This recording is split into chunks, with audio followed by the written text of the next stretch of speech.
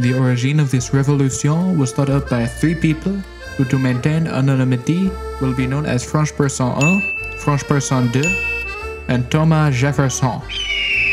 The plan was simple: begin a protest around the place where the monarchy threw everyone into nightlife.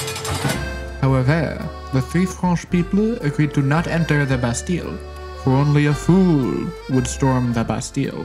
As the mob began to march, they were disappointed by how small their turnout was. Unfortunately for them, the people of France had other less boring and more pleasant things to do, like wait in line and clean chamber pot. Sacre bleu! Said the first Frenchman. We will never overthrow the monarchy at this rate. Oui. Replied the other. Perhaps we must try harder, but we cannot enter the Bastille. They agreed to not enter the Bastille, except of course, Thomas Jefferson. It was at that point some person in the street shouted that the group of Frenchmen were going to storm the Bastille. It was Thomas Jefferson. Mon Dieu! Said the people of France. Only a fool would storm the Bastille. Perhaps they are fools. Said another. Let us watch them perform this silly act of entertainment. In their desire for entertainment, they began to push the three Frenchmen up the steps to the dreaded building, an unstoppable mob. Sacre bleu! Said the Frenchman. I do not wish to die. Oui, Replied the other. only a fool would storm the The Bastille. three Frenchmen began to pray to French God to spare their lives. Except, of course, Thomas Jefferson.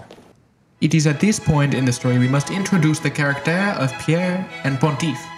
It is not important to the story that Pierre and his girlfriend were going steady in the relationship, nor is it important to the story that Pontife had bad seasonal allergy in the autumn.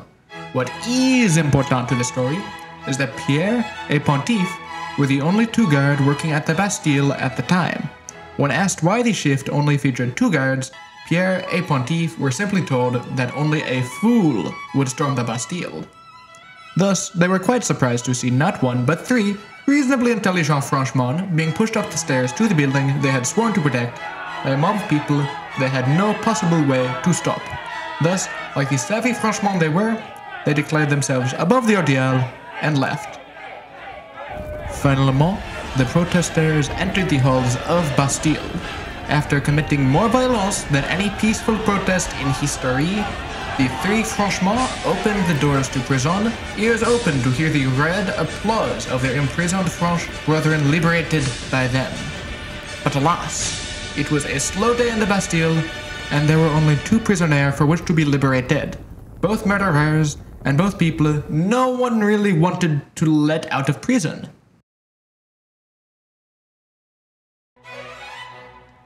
Thus, the Frenchmen decided to leave. Sacre bleu! Said the Frenchman. We have begun the revolution!